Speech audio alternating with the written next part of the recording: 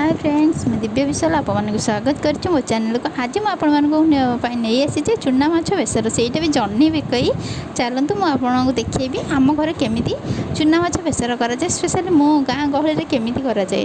आईटा देखो मुझे चूना माछ को भल भाव में परिष्कार करनी कारण ये अधिक अपरिष्कार होसी था। चूना माछ को भल भाव परिष्कार करके लुण हलदी गोले रखिदे। तापर एमती सरू सरू कर जन्नी गुड़ाक आलू चूना जमी काटती सरू सरू कर काटिदे, कारण बड़ बड़ पिस पकड़े भल लगे कारण छोट छोट चूना माछ से। हाँ, टी लंबा साइज मुझे बड़ रखी कहीं नसीगला छोट छोट हो जाए से लंबा बड़ रखी।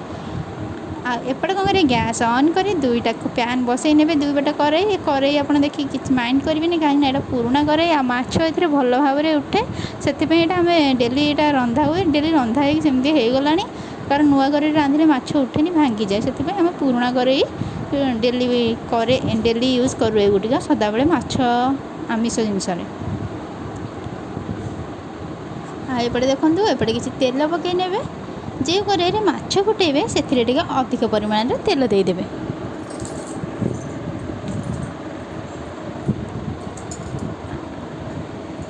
देखो ए तेल को गरम होगा छाड़देवे आ सेपट करें अल्प परिमाण में तेल देवे। तेल नदेले चलो।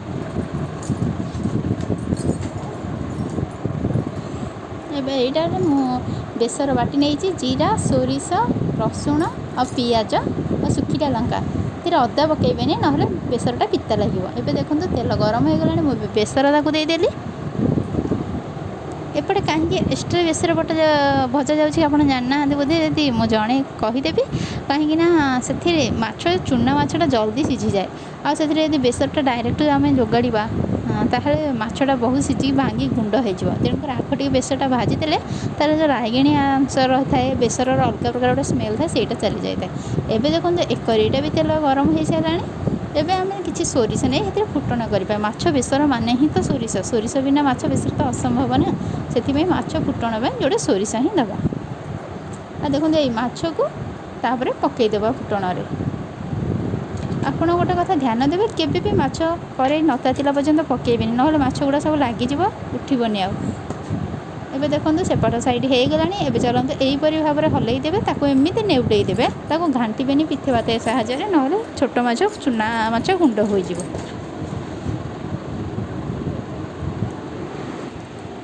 एबे देखो एपटे बेसर फुटी आसला भल भाव में। एबे आम कौन करें से चामच साहाय्य घाटी नी से कहीं जो बेसरटा फुटी न था जब आप घाटी दिखते ताल बेसरटा रायगिणिया हो जाए से बेसर फुटी सारापर चामच हो पिथा मातिया हो मारतु से पर्यंत किसी भी मारतु ना। एपटे देखु माछटा भी डिहाई देती अल्प आउे तार आइंसिणिया पानीटा अच्छी ये भल भाव में मरला पर्यंत अपेक्षा करेंगे। एपटे देखो से बेसर में जह्नी दे घाटी देली कारण जह्नीर जहाँ एक्सट्रा वाटर थी ये बाहरी आसो ना मछरे पुणी पा दरकार है पुणी दे बहुत पानी हो जह्नी जहाँ एक्सट्रा वाटर थी टिके लुण पकईदे बाहरी आसो। एबे देखो केते पानी एथुर बाहर आउ पानी दबा दरकार ना। एपटे देखो माछ हो गला तार एक्सट्रा पानी भी आसला। मुझे 1 इंचर गोटे आंबुल भी रखीदे से पकई नेबी। ए देखो जेपर्यंत माछ पानी न मरी ऊपर को तेल न बाहर जानीपे माछटा है। एबे देखो तार तेल ऊपर सब उठी आसला। एबे माछटा भल भाव में हो जाए। एबे सेपटे आम जह्नी आउ बेसर नरम आसला। आंबुलटा को साइड कर रखीदे जिते माछ ओल्हैवा 5 मिनट थी से आंबुलटा दे ओल्हैबे। एबे देखो एपटे बेसरटा भी हो आसला भल से। चूना माछरे बेसी पानी दरकार ना से मुझे जाणी आगुआ जह्नीटा एपटे सेपरेटली कर दे।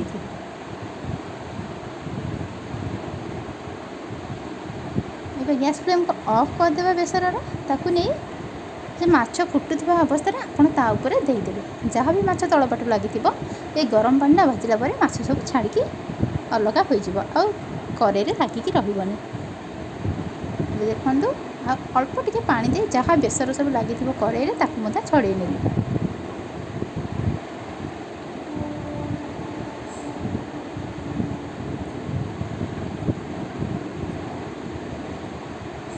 देखु से मसलार आउ टे से बेसर पानी देदेव ଯେଉଁ ବେସର ପାଣିଟାକୁ ଚଳେଇଥିଲି। ଆଉ ଯାହା ଏକ୍ସଟ୍ରା ଅର୍ଡ଼ର ଆପଣଙ୍କୁ କିଛି ଦେବା ଦରକାର ନାହିଁ।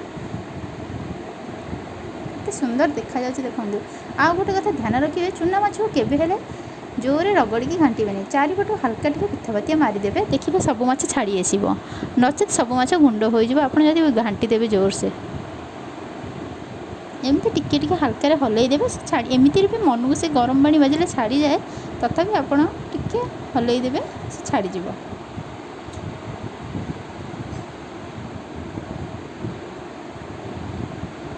ଏବେ ଦେଖନ୍ତୁ ଓହ୍ଲାଇବା ଅବସ୍ଥା ଆସି ସାରିଲାଣି। ଏବେ କ'ଣ କରିବା, ଆମେ ଆମ୍ବୁଲ ଟିକେ ଦେଇଦେବା।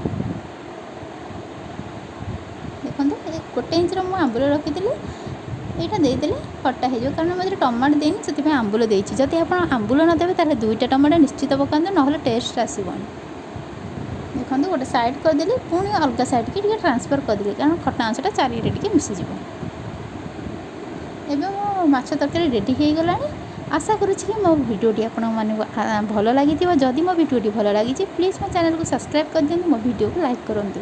ଆଉ ଏମିତି ଆପଣ ଥରେ ବି ଜହ୍ନି ଚୁନା ମାଛ ବେସର କରି ଖାଆନ୍ତୁ, ଦେଖିବେ ବହୁତ ଟେଷ୍ଟ ଲାଗିବ। କାରଣ ଏଇଟା ଦେଶୀ ଷ୍ଟାଇଲ୍, ଗାଁ ଷ୍ଟାଇଲ୍ରେ ମୁଁ ବନେଇଛି। ଆପଣମାନେ ନିଶ୍ଚିତ ଟ୍ରାଏ କରନ୍ତୁ ଆଉ ମୋତେ କମେଣ୍ଟ ବକ୍ସରେ କମେଣ୍ଟ କରନ୍ତୁ।